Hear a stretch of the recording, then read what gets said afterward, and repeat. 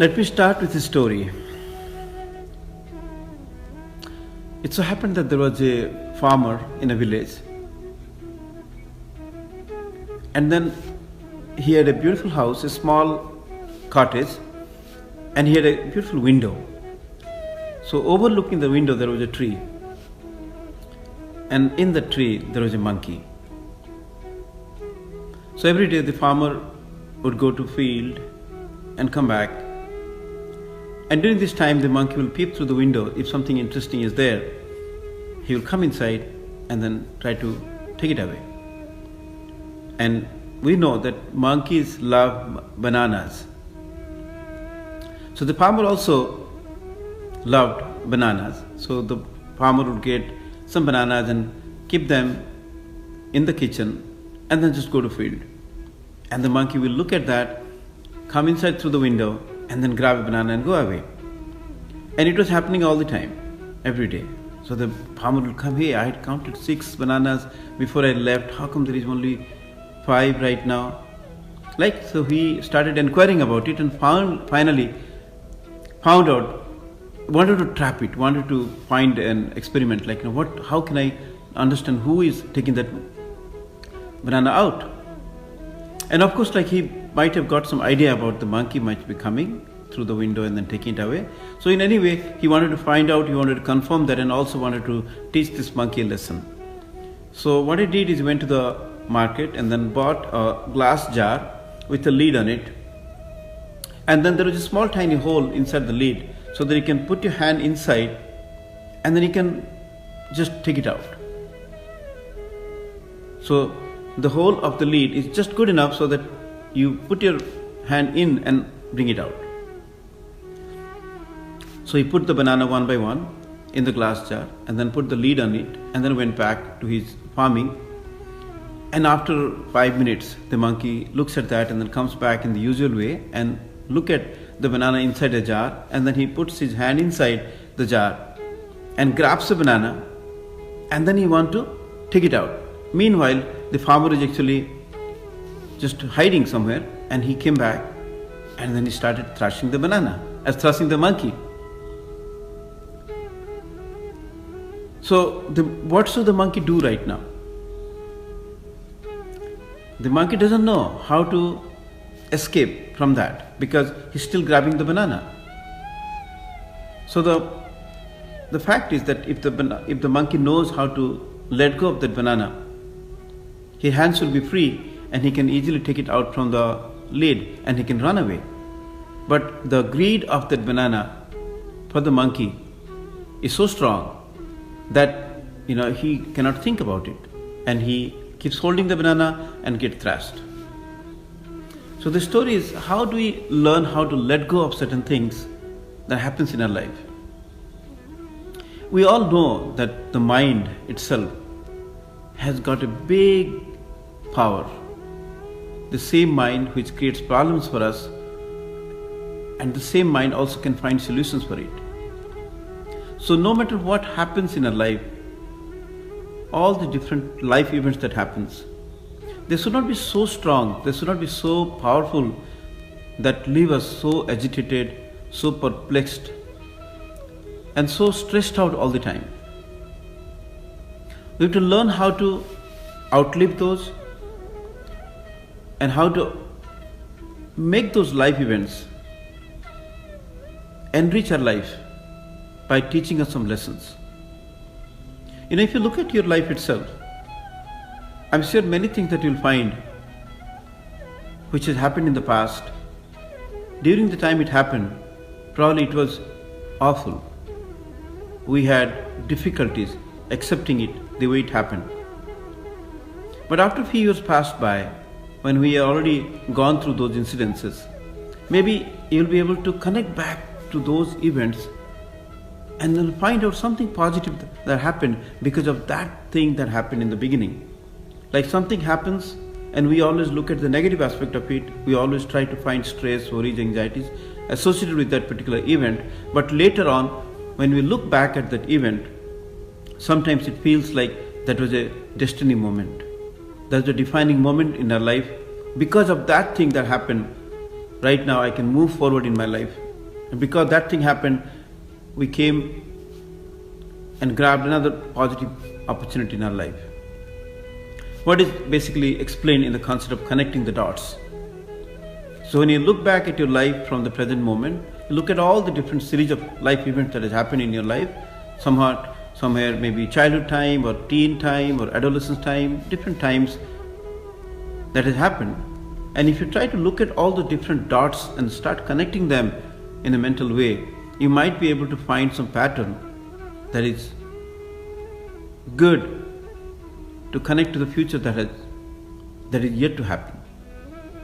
So we have to have an attitude of accepting things that happens in our life with a different mindset. Because as Einstein also said, like, you cannot solve the problem created by the mind with the same mindset. You have to go to a different mindset, then only you can fix the problem which the mind started with or created at the first place. So that means you cannot solve the problem with the same mind which created it in the first place. So in order to fix the problem that the mind has created, we have to change the mindset to find a different perspective about that problem, and then only we can fix that problem. So this is a very powerful concept of psychology, that how do we understand the power of the mind that allows us to let go of things, which is also well explained in all our scriptures in the concept of attachment and detachment. And all the scriptures, they talk about how do you find a balance between attachment and detachment. Because if you attach to something all the time, and if you don't practice detachment, you cannot go to the next level. Just like yesterday we talked about happiness concept. When the happiness happens at a sensory level, unless you learn how to detach from that level and try to find out a higher stage of happiness, probably you can't get there. A simple example, if you are going to the airport, if you are going on a taxi and then the taxi is really good, very comfortable, so if you get attached to the taxi and don't let go out of that, you probably cannot go to the airport, you cannot go to take a plane. So in order to catch the flight, you have to let go of the taxi. Just give an example. In order to go for higher studies, we have let go of the comfort of our own home, the parents' place, and we have to move forward. So we had to let go of the comfort of being at home and then go to a different place to pursue a career or to pursue higher studies. So it is always, life is like that. Always there is an attachment and detachment. The detachment and attachment are together. So you have to strike a balance. They're just like two sides of the coin. So whenever you're detaching something, there is always something to attach to. The mind doesn't remain like that, empty. It is always finding something. But sometimes we become so obsessed with something that you're so due to think about it, so dear in our life, that we get perplexed, we get agitated. And of course, sometimes some of the life events become so powerful, so strong, so hurtful, that it is really difficult to let go. Isn't it? Very, very difficult to let go. Something that was so hurtful, something that was so deep in our psyche, in our emotional body, that no matter how often you try, how hard you try, how many times you sit in meditation, you can't just let go of that. The scripture talks about a beautiful example of how to look at life from the lesson learned from a lotus leaf. If you look at the lotus leaf, it has beautiful property. If you put a drop of water, it will stay there, but without sticking to it. Just like a liquid, like mercury, you have seen, like they will become like a ball, but they will just move around. They will not stick to it. So having that breathing space between the water and the leaf itself, that creates a beautiful symbiotic relationship. I exist, you also exist. So we are not encroaching onto the breathing space of each other. So that is a perfect example of how to practice attachment and detachment together. Another example that I can give is like a duck's back. So if you look at a duck's back, if you put some water or he swims in the water, he just shakes the body and then the water falls out. Like, so there is a particular anointment or particular oiling on the back of the duck. So that allows the water not to stick to it. So in this context, it may make sense to have that knowledge as an anointment. With the pure knowledge about our own self, when we are not attached to the body consciousness all the time, and when we detach from the body consciousness and attach to the soul or Atman or the pure consciousness we talk about, so every moment that we attach to the pure consciousness, we automatically detach from all the stress, worries, anxieties, pains, sufferings attached to this body consciousness. And that has been very proven technique of letting go of even severe pain in our life. Be it physical pain, mental pain, emotional pain, even spiritual pain. Something much deeper. Only by practicing a technique in yoga which helps us to detach from one realm of that object that you're sticking to and attaching to something more subtle, then we'll be able to transcend the pain of that concept that you're attached to. For example, if you have severe headache, sometimes you might be noticing. There are some techniques of that. When you deeply concentrate on something, say for example, there is an image that we always teach about when you have a heavy headache, you can try out. Like you think about a beautiful water droplet that's coming out from a leaf in a river or a stream inside a forest. If that clear crystal water dropping out from the leaf, so when you start focusing on something like that, you'll be able to see that at some point of time, the mind will be so focused into that tiny drop of water, then all the problems that is causing the headache will go away. So in this case, what you're doing is you're trying to attach to a tiny point of your mind and focusing the mind in so precisely that all the other problems that was considered giving us the headache, they will be out in the background and you'll be able to relax properly. Another example, say for example, if I think about your smartphone, you tie your smartphone with a thread, like a small thread that you hold it. So if you ask, you're holding the thread and the cell phone is just hanging on top of that, right? So if you ask this question, where is the maximum tension? Where is the stress? Where is the tension? In the phone or on the string? So naturally, the string has got all the stress of the weight of the phone. So when you cut it out with a scissor, the phone drops out, but the thread has got no tension. So similarly, in many contexts, the mind is holding the body. So all the pain that happens at a physical level in our body is remaining there, but the mind is connected to that. So the moment we practice something in a yogic technique, meditational technique, automatically you separate your mind and body together for a moment, then the headache or the pain will go away. And yogis have practiced it many times. The simple example that I have tried, you can try it also, is taking your fingers and then tapping onto the top of the head, the crown chakra, just top of the head. So you feel like your mind is there because you're touching there. Then immediately take your palms over the head and just focus on that for some time. And feel like my mind is not in my body, but mind is over my body, beyond my brain. The moment you focus on that, the mind is on top of your head, you are trying to detach your body from the mind. It's a yogic technique that's sometimes helpful. So in the present context also, there are a lot of things that is happening. The whole world is coming to a different kind of mindset, isn't it? Like a lot of fear, a lot of frustration, a lot of stress is building up because of the coronavirus. But now we have to think about that the same collective mind that you're building up together is also having a lot of positivity into it. There are a lot of people who are becoming creative to find out the deeper meaning behind it. We're trying to find out what's the lesson we're learning, how we can really make the most of this time by going inward, by spending some time with our families, by understanding the concept of how to let go. All these things are very, very powerful, life-giving examples that we are learning right now. So it's a very important aspect to find some time to introspect about the different events that has happened in our life and try to let go.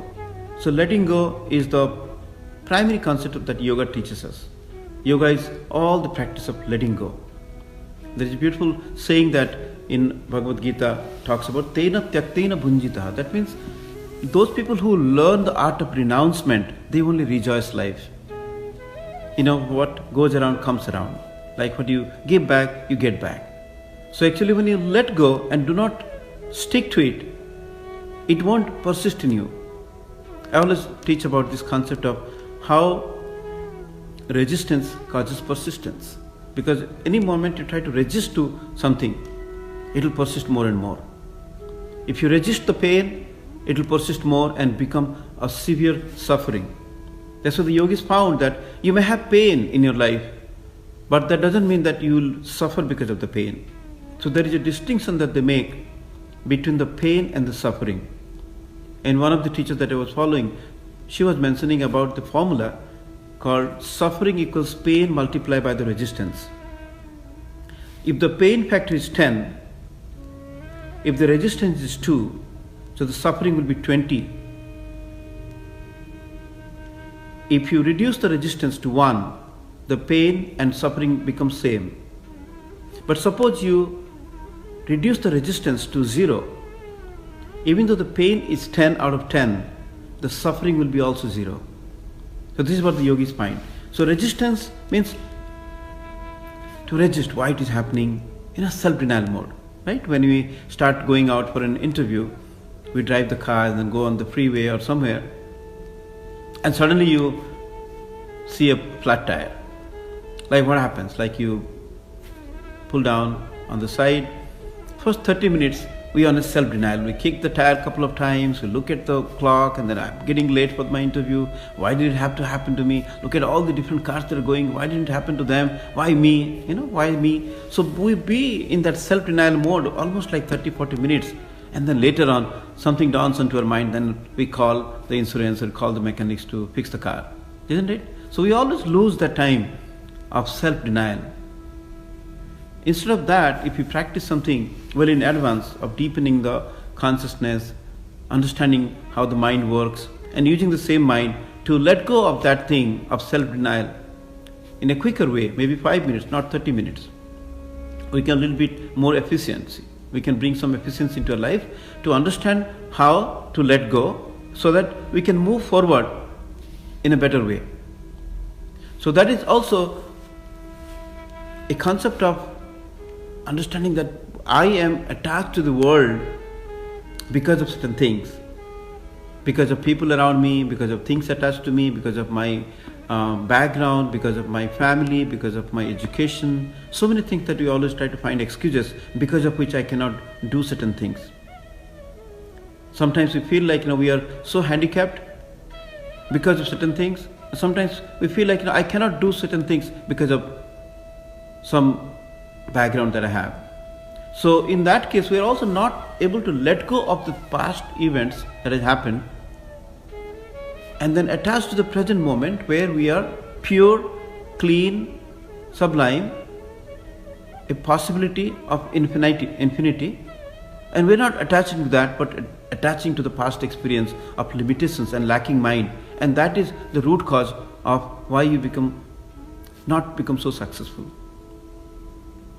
So one of the examples that I would like to give is it's a concept of how bird hunters in India, at least I've seen, they use this technique of grabbing those parrots early in the morning. So what they do, they will find 2 trees and then they will connect the 2 trees with a silk thread, and they'll put some nice ripened guavas onto the silk thread. They will tie them out and they'll just hide somewhere. Early in the morning when the parrots are out on finding food, so they get attracted to these beautiful guavas with their fragrance and start coming in and then sit on that invisible silk thread to grab the guava. And because the thread is so thin, so it definitely cannot hold their body weight, so they will hold onto that with their paws and automatically they will become upside down. Right? So they're hanging with their paws attached to the silk thread and their body is upside down. And they don't know what to do after that. So meanwhile, the bird hunter will come and then catch one bird at a time and then put it in the on the bag, and he will go and then sell those in the market. Now look at, what is the nature of the bird? The nature of the bird is to fly. The God has given him the wings.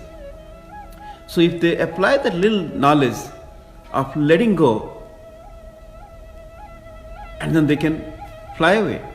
But all this time, the limited intelligence of the birds might be thinking that the thread is holding on to me.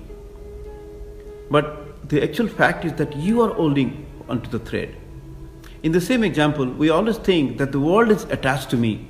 I'm attached to my wife, I'm attached to my husband, I'm attached to my daughter, I'm attached to my son, I'm attached to my mom, I'm attached to this country, I'm attached to my concept or whatever virtues that you stand for.